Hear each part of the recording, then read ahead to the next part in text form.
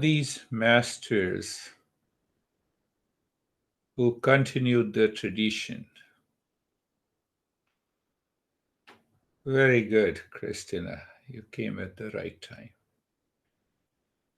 So these masters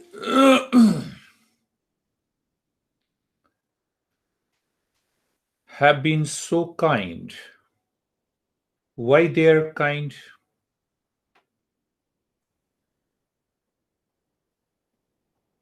Kartina, you got it. So they have been so kind. Why?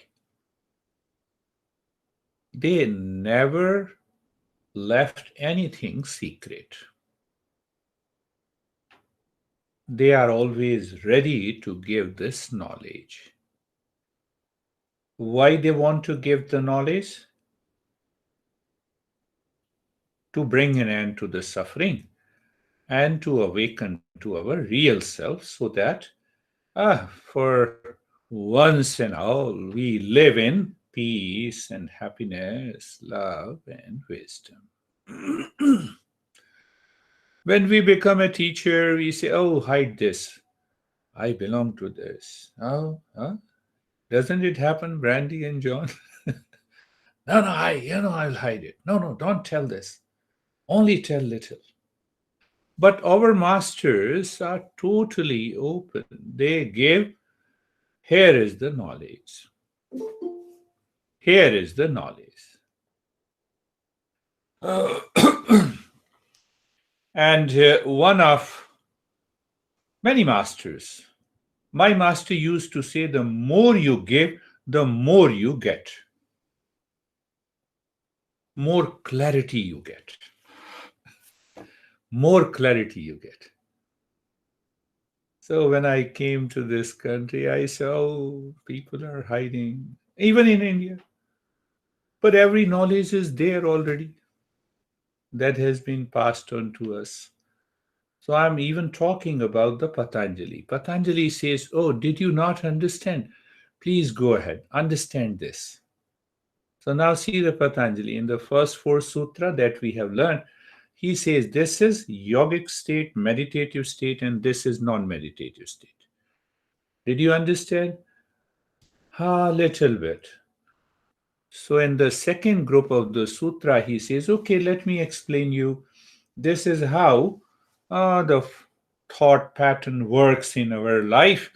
And if you get rid of these thought pattern, then you will be happy once and for all.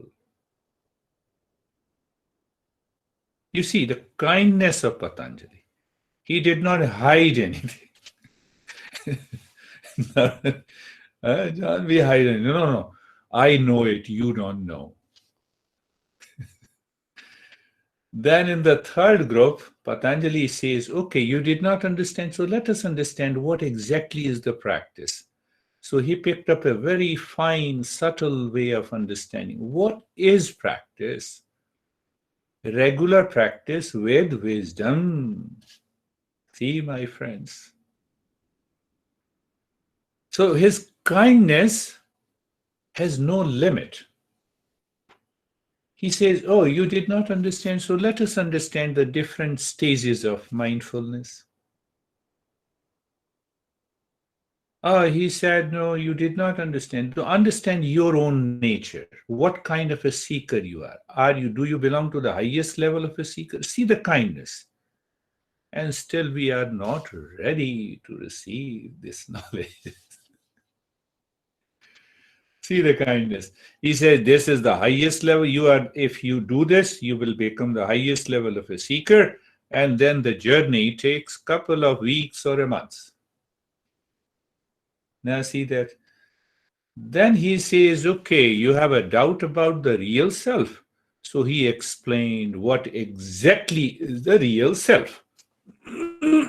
Yeah, that is what we understood in the last few weeks. And ultimately, he said, I have explained you a lot about the real self. It is designated as Om. That we covered. And then he said, you practice on meditation, it will not help you to reach to the highest level of the mindfulness, but it will also remove all the obstacles. Now, see the sequence. So he talks about the obstacles, and then he talks there are 9 obstacles on the path. Am I mindful before I start meditation? What obstacles I have? Do I make an effort to remove that? Look at it. So every master is so kind to all of us, open to us, all of us. Are we open to them? I don't believe. First practice and then believe. The master says. You need not to have a blind belief. And you see that then he told us that there are 4 signs of obstacles on the path. And then he says regular practice with the wisdom removes all the obstacles on the path. And today he says, did you understand? Ah, yes, a bit, little bit, I understand. Because you see that what happens, the knowledge is always available. Why you miss the journey? Because your mind says, no, I didn't understand. Why should I attend? I don't have an experience as others have. Why should I attend? Do you see our mind, our nature of the mind? So now our master has come up with an idea, with a principle that you can apply anywhere, 24 by 7. So I gave a foundation so that you should be understanding this principle in detail so that I can apply in my day-to-day life. When 24 by 7. See, again I'm stressing kindness of Patanjali, kindness of all these masters. They have been so kind. They say, I'm ready. I will continue to guide you until you reach to the state where I am. So, what is the sutra today? Maitri Karuna Mudita Upekshanam Sukh Dukh Punya Apunya Vishayanam Bhavanat Chitta Prasadanam. Simple translation, and we normally miss one point here. So what he is saying, the mind, the calmness of the mind or the cheerfulness of the mind can be attained by cultivating. By cultivating, I'm stressing cultivating friendliness, compassion, happiness, and indifference to the people who are happy or suffering or virtuous or wise. So he says, now see that you will definitely understand, oh, I have to be friendly to everyone, but the mind, the heart is burning inside. How can I be friendly to everyone? I already created a dislike and hatred for the people whom I am talking. How can I cultivate the friendliness? See that.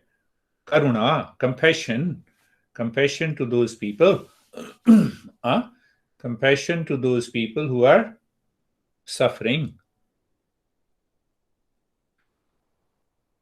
So, in one way, I would say, leave your compassion. Be compassionate to yourself first.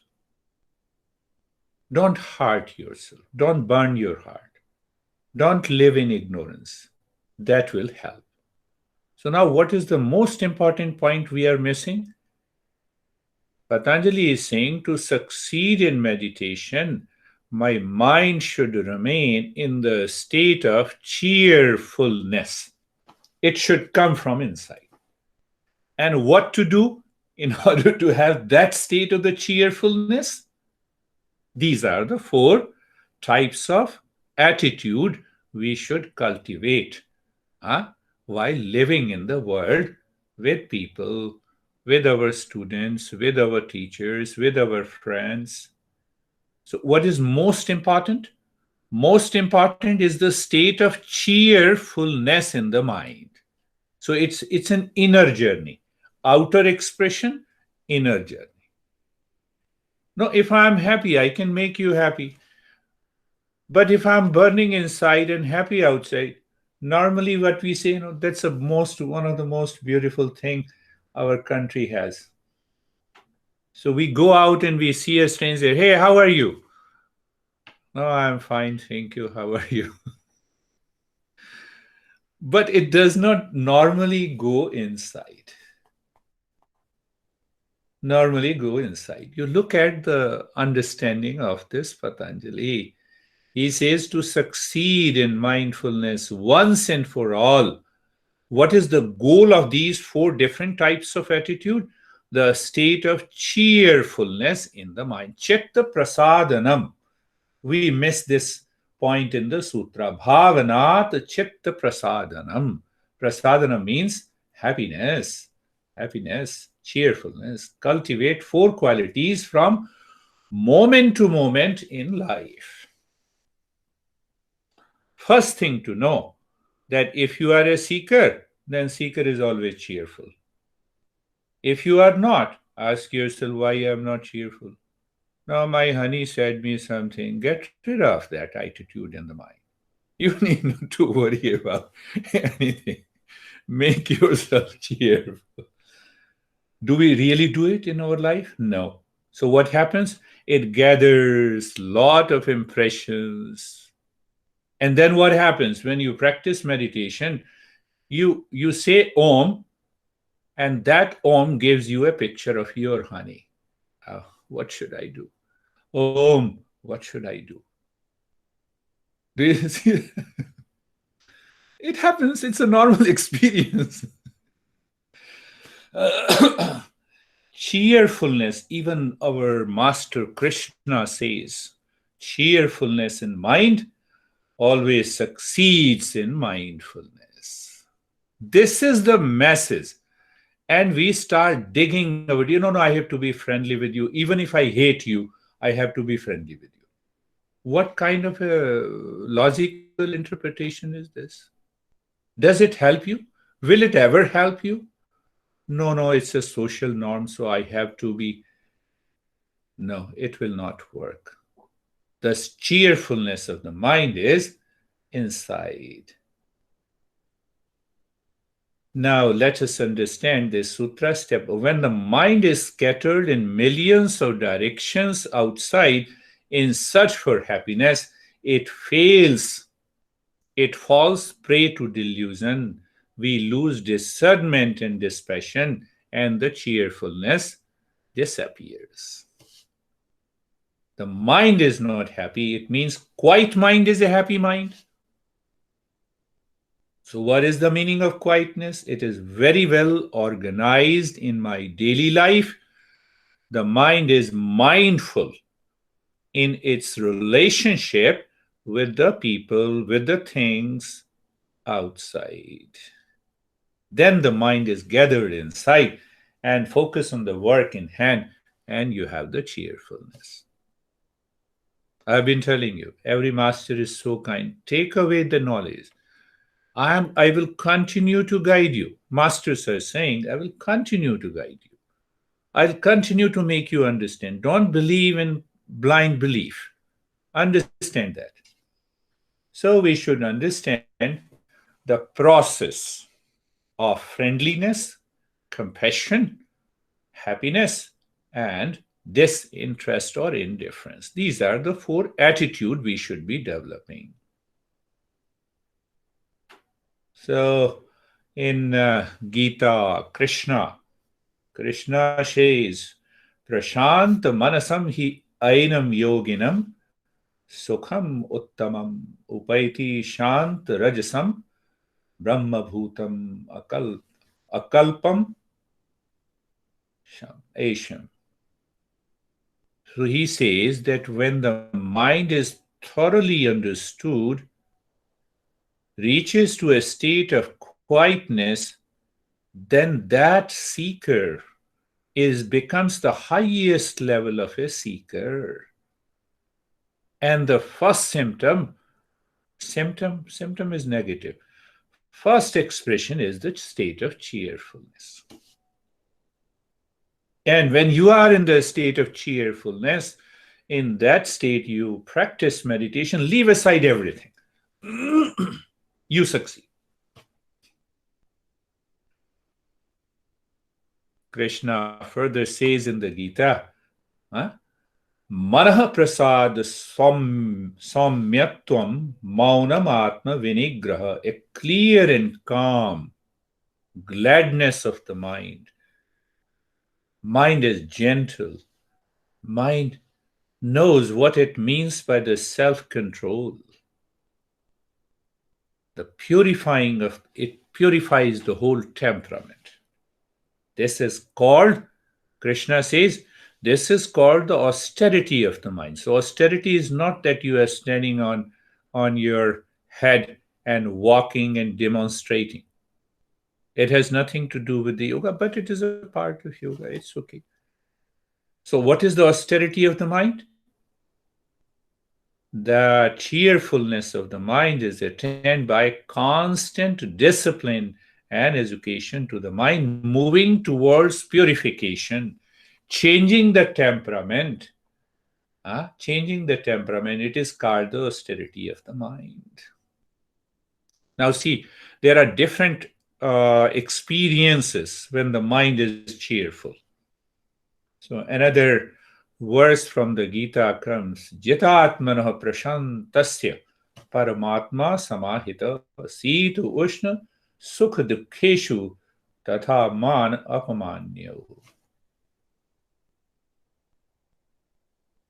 Maybe when you take 3 or 4, what we say, 3 or 4 glasses, or you say, glasses of vodka, and someone is abusing you, you say, oh, what are you saying? I don't understand.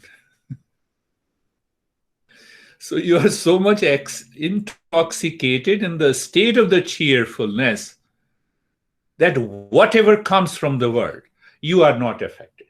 Whether it is heat and cold, pain and pleasure, insult and praise, honor and dishonor. So this is a journey. Every day, the moment we wake up, we have to interact with a lot of people. We have to do our work. So when the mind can remain in the state of the cheerfulness, I am mindful. Today I got so much of pleasure from the people. Everyone praised me. Yesterday, everyone said that you are crazy. Now check the state of mindfulness. Am I affected by both? I'm not in the state of cheerfulness. It is the mind that labels heat and cold, sorrow and happiness, insult and praise, in the state of absence of cheerfulness. I allow my mind to get influenced. You see, I've been saying Patanjali has been so kind. Every master is so kind. He says, oh, you did not understand until now? They are typical, they are very complex. No, understand. Start living your life from today. Have that attitude. We are understanding now what people normally miss. Even the teachers miss the point in the sutra. By the 4 different attitudes, the mind lays in the state of cheerfulness.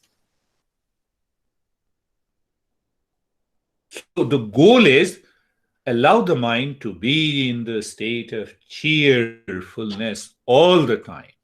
Whatever happening outside, what happens? It withdraws the mind within. It raises your self-awareness. And that mind is constantly searching the knowledge and lives in joy. That is the state of cheerfulness.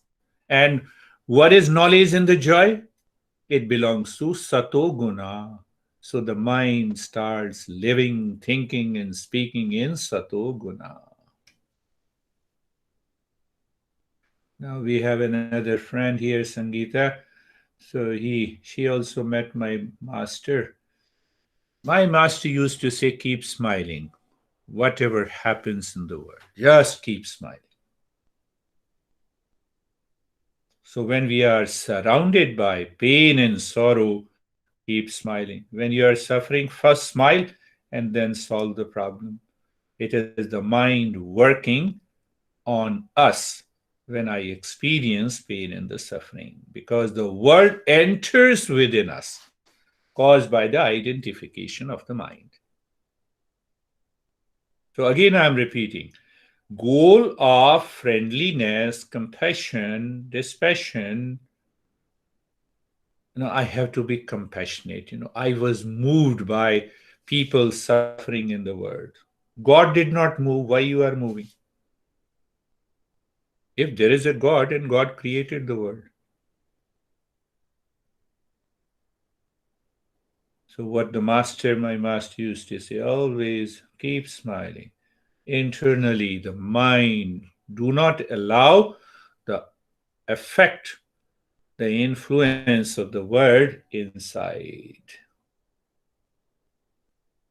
Now ask yourself, that is why I say that don't keep a big face, especially when you attend the session with me.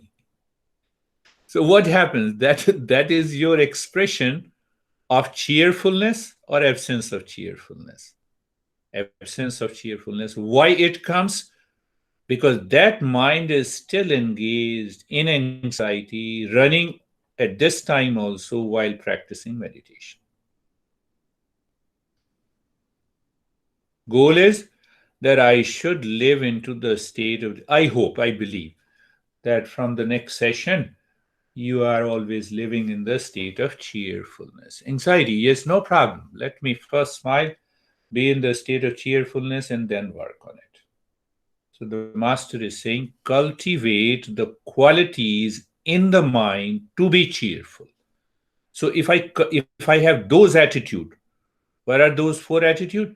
If I have those attitude, these four attitudes of friendliness, or you may say kindness, compassion, cheerfulness, and equanimity. I'm translating that indifference, the fourth quality, as a equanimity. Then what happens? The mind lives in the state of the cheerfulness. Then you go to any teacher. He does not know even how to give meditation session. And you are listening to him, you will succeed. You will definitely succeed. So what the Patanjali is saying, it is more on yourself. More on yourself. Buddha, even the Buddha says, cultivate these qualities. Mind is purified and naturally focused, that helps to succeed in meditation. And every master says, there is nothing to do with pleasurism and copyright. That is another thing that is present in the Eastern wisdom. You'll be surprised, Lara, that many of the verses in Hatha Yoga Pradipika and Dheran Samhita were copied as it is from Upanishad. But we are talking of cheerfulness. So we will pick up one more principle, and then from the next session we will see how we can cultivate. So what is the main word? The cultivating. Pay attention, understand. Cultivation comes from agriculture. See that? Cultivation. To tilling. Cultivating means to prepare the land for raising the crops. That is a literal translation. So when cultivating applies to the mind, it means loosen or break up the field of the mind that has been heavily conditioned. I love John more than Sam. I have to loosen the field. One example. One example. Does you see that? Huh? So it means loosen or break up the field of the mind that has been conditioned, habituated to perceive the world, and replace it with the qualities required to calm and empty the mind. These four qualities will make your mind empty. To change mind, we should be ready and receptive by recognizing the attitude causing the problems. Before I do not, if I do not recognize, nothing is going to happen. Oh, compassion, I understood. I'm very compassionate to you. It will not work. It will not work for you. It may work for others, because if you say, I'm very compassionate, I'm very concerned about you.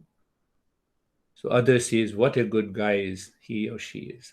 But internally, the problem remains the same. So that is why the cultivating. The cultivating includes breaking the soil, making it soft, putting fertilizer. You are understanding these principles, putting the fertilizer, water, sowing the seed, and then comes these four qualities. If you do not make your mind soft, do not loosen the mind from the habituation, from the conditioning, these four qualities will never be a part of your mind. And it will never lead you to. It is a lifelong practice. So when you have to do practice, the moment you wake up until you sleep.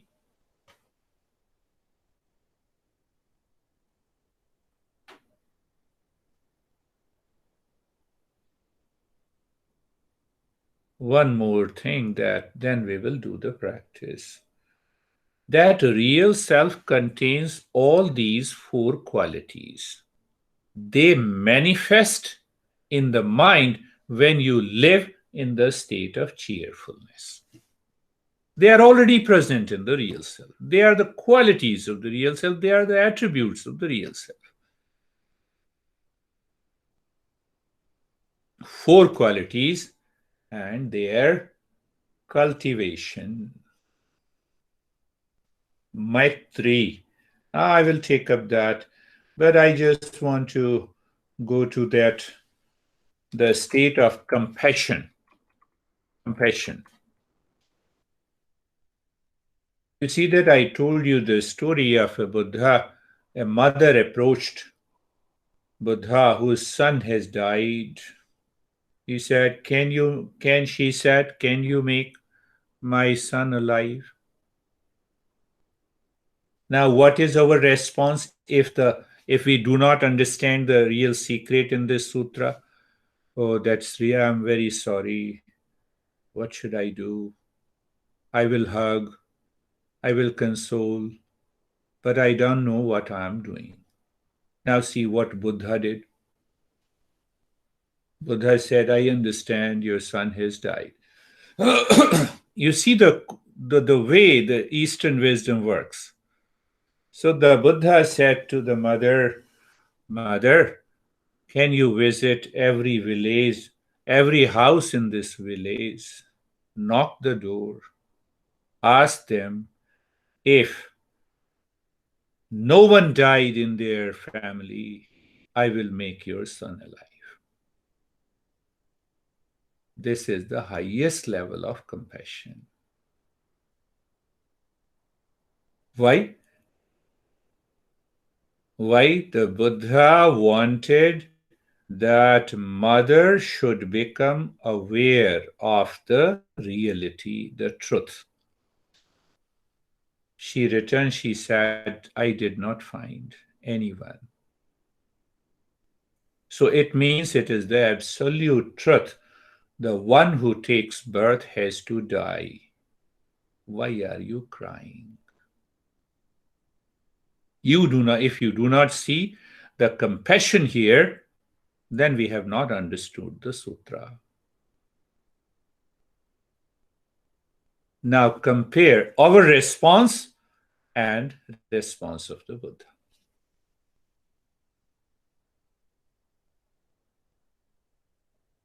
Let us start our practice. We will pick up one after the